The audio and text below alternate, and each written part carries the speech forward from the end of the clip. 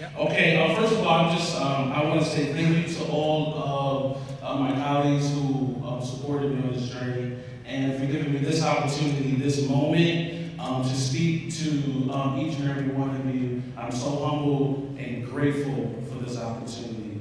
Thumbs up.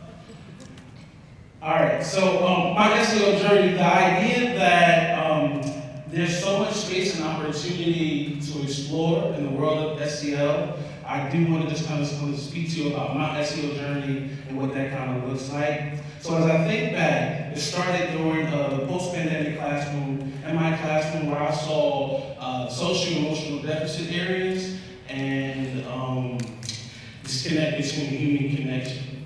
So I was like, we gotta do something about it. So I found an ebook, I read it, I drank the Kool-Aid, it was good. And then I went to the Summer Institute, the Virginia Institute, about boys and girls and how they learn differently and how the mind actually works in SEL. The Kool-Aid got a little bit thicker. And then months later, I got an email about Right Percenter for SEL funding, and I was like, oh, I can do that. So I did that, did a little digging and research, and I was like, oh, this is real. The allocation is real. And so, looking for opportunities, I actually started my own LLC, wrote a budget proposal, pitched it to some folk, and it was like, how are we going to make money? I was like, I don't know. And so that's when SEL Academy came about. The SEL Academy was really a trajectory of my teaching career. It was life-changing. It was student-centered. It was completely authentic. It was dynamic. It was uncomfortable. It was mind-blowing. It was transformative. And it was earth-shattering. And then this idea that SEL can just change the entire trajectory of not only your classroom, but just your own well-being. And so I was like, look, everybody needs SEL. Where do I start? I was like, it starts with the adults, right? The teachers need it. I said parents need it. It supports mental wellness. It increases human connection. And it's hyper-intentional. And I was like, when do I start? So that next year when I came in, my classroom, I did a U-shaped classroom to symbolize connection. I created windows in my building as a window of opportunity. I did daily check-ins with my students. I joined Fist Pump Nation, which is this idea that I would fist pump every child for 180 days in my classroom and out of my classroom at my door, for just to give them a sense of connection and to acknowledge their presence, right? So I'm just being hyper-intentional about it. And so that's what we did. We celebrated ourselves. I got them to celebrate themselves. Like, what are 3 things you like about yourself? And they couldn't come up with 3 things. And so we had to do that first, and then we started celebrating other people in the building, from the lunch staff to the maintenance to other teachers. And so we did Journal with Mr. J. This idea that you can have multiple emotions. You can be sad and angry. We did goal setting. And we fed our kids because there was a need, because COVID money at that time had just run out and kids were hungry. And so we did iron poems, cross-curricular activities. And this was the moment where kids had allowed us to open up into their world. And I'll read some poems that they actually wrote at this time. And I am intelligent and thoughtful. I hear success calling. I see bright future. I am grateful. I wonder what life would be without school. I hear a happy life. I see people around me happier in life. This one was, I hear good vibes. I see people around me. Yo soy inteligente. I am intelligent. Quiero superiormente, right? And so, but then these 2 poems really reminds us why we do the work. Because I am nothing. I wonder nothing. I hear nothing. I want nothing. And I wonder what if I die, I hear death. I want to be with my grandma because I can't, I'm stupid. Right? And so this is why we actually do the work. This is why we do the work. And so I want to share the story with you that we continue to increase this work to improve empathy, understanding, and human connection. So it's a story about my 3 students, one who happens to be on the spectrum. He's in the cafeteria, he loses his top. It's in the garbage. He goes back to sit down. He's yelling at the top of his voice. 2 of my scholars run to him and ask him, what's the problem? He says, my top is gone. they run to the garbage can. They're digging in the garbage can to find his top. They find his top, they wash it off, they give it to him, they calm him down. And so that was the embodiment of my whole SEL experience in that year, that this idea that SEL is not just one thing you get to be, it's not one thing that you are, but it's something that you get to be. It's something that's a choice. It's the gift that keeps on giving.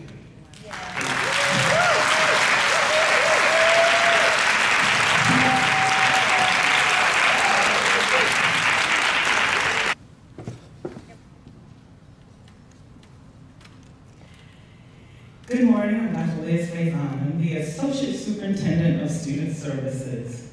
I'm pleased to announce that the logo you see on the screen today was created by a second grade student, Nora Daka, from James Madison Middle School. Let's give her a hand.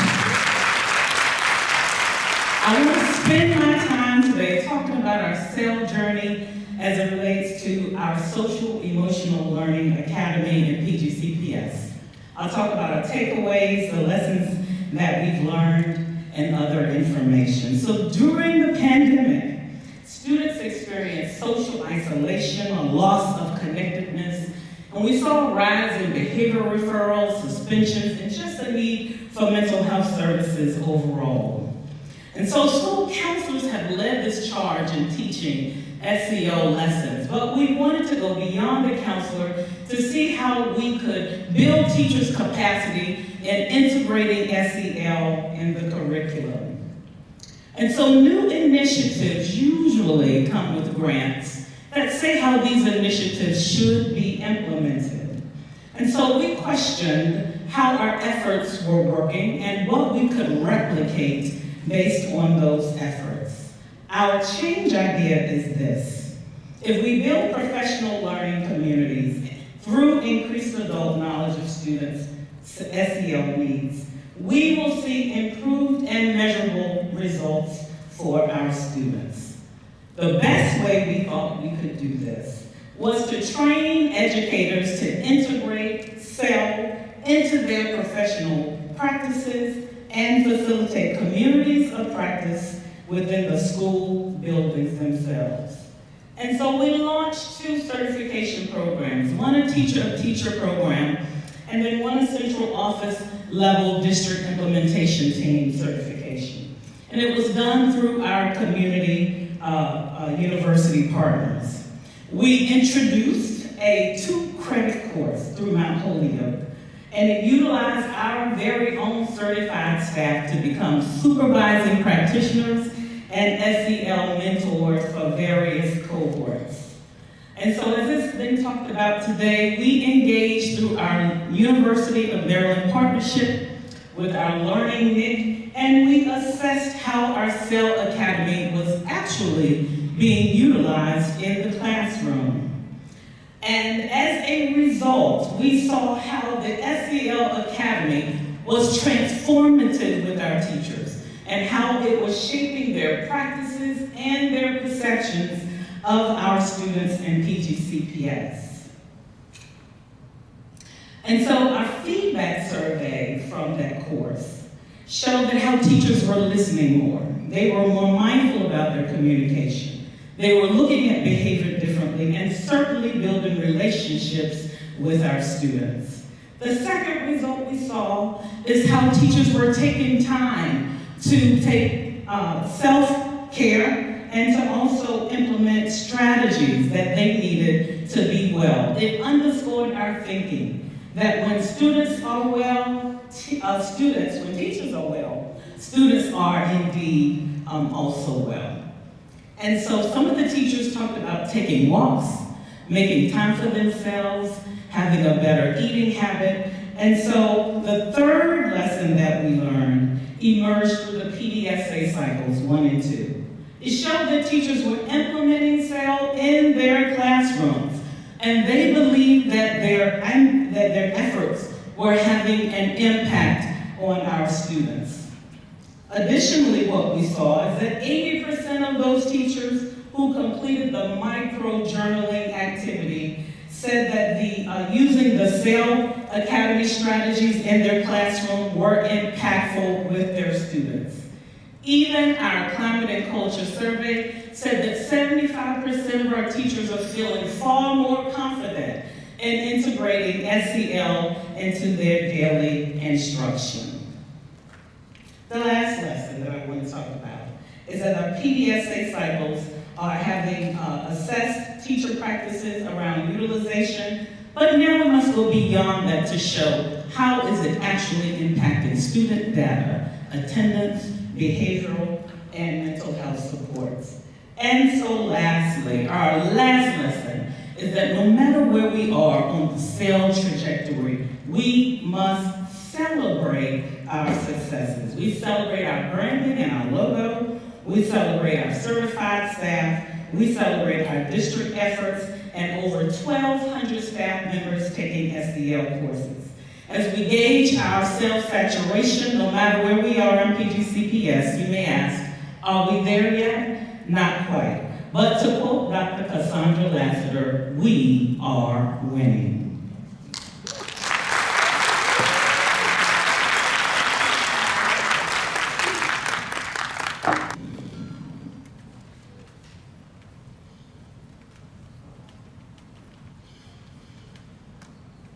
Good morning. I want to share with you our story of our intentional work through the PDSA cycle. I'm going to have you play a game of golf with me today. I want you to realize that the two most important days of anybody's life is the day they were born and the day they found out why. Through our PDSA cycles, we used a book study. The book study also talks about one great golf shot.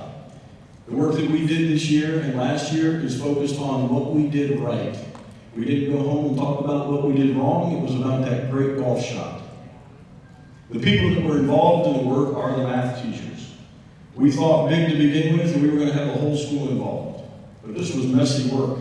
So what we wanted to do was increase student proficiency in math. We wanted to build adult capacity, focus on academic language, and apply that to real-life applications. This improvement process was to be solution-based. When you start talking about problems and you're putting this out to a staff, that is very defensive language. We wanted it to be solution-based, impact-based. What was our great golf shot? Let's count this down. Great golf shot number 8 was focusing in on the 8 standards of mathematical practice. Instead of focusing on all 8 of them, we narrowed it down to the first 2. How can we make sense of problems and persevere in solving them? And how can students reason abstractly and quantitatively? Our great golf shot number 7 was taking all of the instructional staff in the math department, realizing that that is a larger scope, that is thinking big but not focusing small. So we narrowed it down to range finding with 2 6th grade teachers. Instructionally, to build their capacity, we wanted to ignite mathematical practice in the classroom. All of the 6 great golf shots we could have takes us down into 2 specific areas, numeracy and thinking. We wanted to set a 5-year plan. If you do not have a vision, the people don't know where they're going.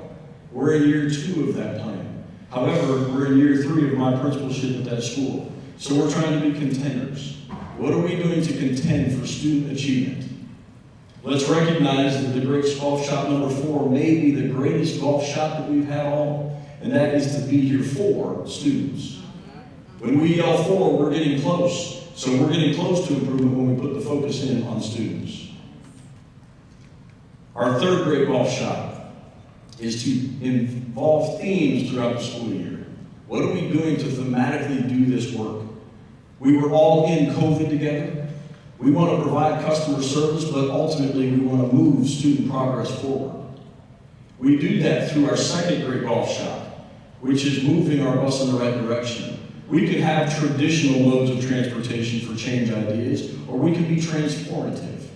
What we want to be able to do is create the change ideas that can be studied and practiced. And those change ideas come through our hole-in-one, our number 1 golf shot, which is to increase 5% on NCAP by this past previous testing season, focusing in on those 2 SMPs to have a goal of making students' reason and sense-making better. Now, through our test ideas and changing things, we recognize that that is going to be par for the course. but par is only average. We want great golf shots. What are we going to be able to do to get the birdies and the eagles? So we're going to look at the data, but we're not going to get stuck in the weeds of the data. Through our process, our teachers had all of this data. What were we going to do with it? They decided that we would focus in on specific things as opposed to all of it. The weeds could be all of the FFT components. What are we going to do for goal setting? What are our conferences going to be? But in reality, we're talking about changing one or two things. So staying on the fairway is doing the quality of questions and discussion technique around academic language. And then through that, we have our scope of our focus. Remember that we are here for students. Now follow that through line for me. We have to be here for students to have a purpose. And that purpose in our plan is student vocabulary. Math is a foreign language. So then what we did is we focused first on the teachers. If teachers have a problem of practice, which creates a student level problem, then what are we going to do? So we focused in on the academic vocabulary acquisition and implementation of the teachers. This was probably our most profound golf shot of all. It was the aha moment when our teachers realized when we studied this that it was about their learning. It allowed them to be all in actionably into their calling. And then through our PDSA cycles that continued, it was intended to fail fast so that we could succeed quicker. Failing in golf would be landing in the sand trap, and we wanted to make sure we spent less time in the sand than David Hasselhoff. To wrap this up in conclusion, our students were able to use MCAP rubrics to use real-life situations and apply their knowledge to make more sense of the problems and persevere in them, and to reason abstractly. And that coexists with us having the vision and driving with purpose to hit our hole in one.